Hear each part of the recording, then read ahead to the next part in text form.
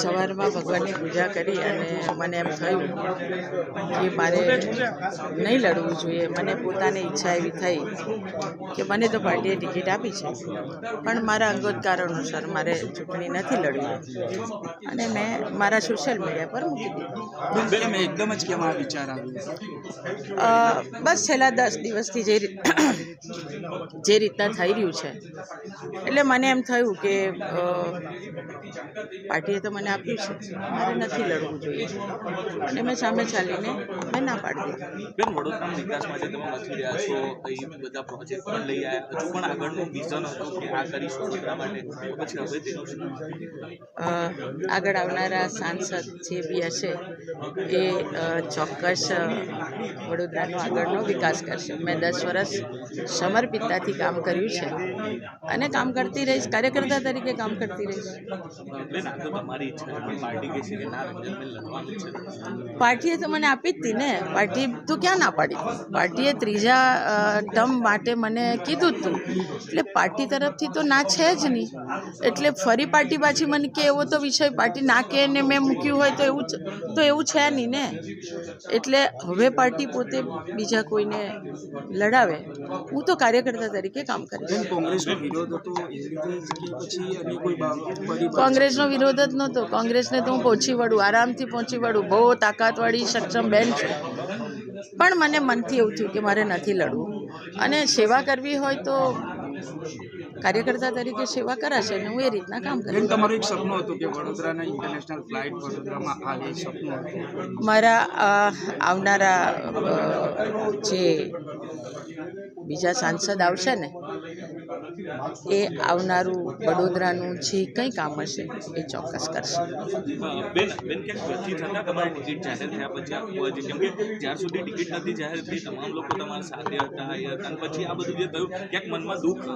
તમે જુઓ, મારી ટિકિટ ડિક્લેર થયા પછી જે લોકો જે પણ ચલાવી રહ્યા હોય, છતાંય વડોદરા કાર્યકર્તાઓ હોય, મારા ધારાસભ્યશ્રી હોય, મારી તમામ મંડળ લેવલથી લઈને સંગઠનની ટીમ હોય, અમે સાથે વિધાનસભામાં બૂથ લેવલ સુધીના કાર્યકર્તા સાથેના સંમેલન કર્યા છે.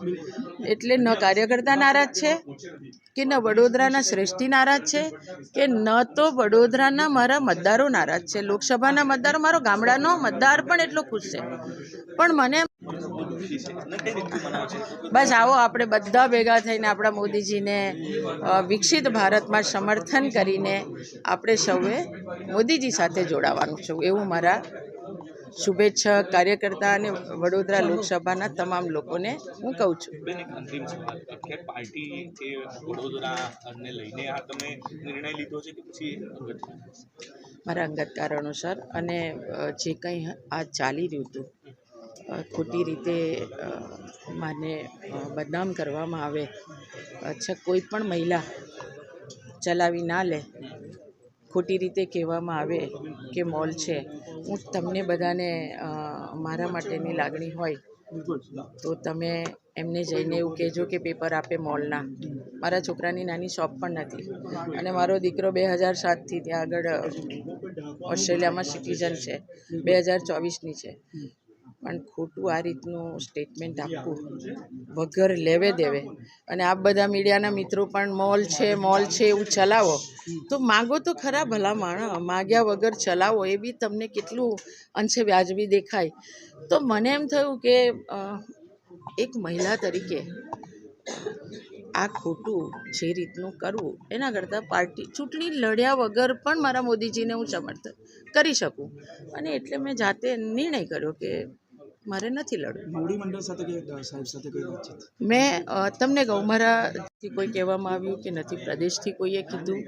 હું મારી જાતે સવારમાં મારા અવધૂત પાસે બેઠી અને મને એમ થયું કે રોજ કંઈ નવું ગતકડું હોય એના કરતાં સામેથી કહી દઈએ કે ભાઈ બીજા ઉમેદવાર, મારું ભાજપ કે મારી વડોદરા, આના માટેનું કંઈ બી ખરાબ થાય એ હું વડોદરાની છું.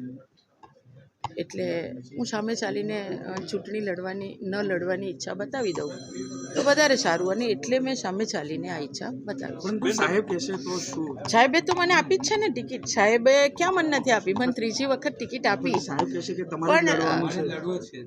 કાર્યકર્તાને કોઈને પણ આપે પાર્ટી, અને હું એની સાથે કામ કરીશ. બેન, તમે બસ કાર્યકર્તા તરીકે હું કામ કરવા આજે બી તૈયાર છું.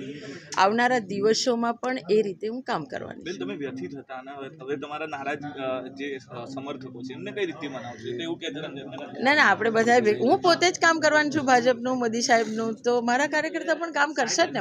અમે બધા કામ કરવાના છે, બિલકુલ કામ કરવાના. બેન, આ તો તમારો એક અંગત પર્સનલ તમે ના પાડો છો, પણ જો પાર્ટી યથાવત રાખશે તો શું ઉમેદવારી હું પાર્ટીને વિનંતી કરીશ કે તમે બીજા કોઈને બી લડાવો.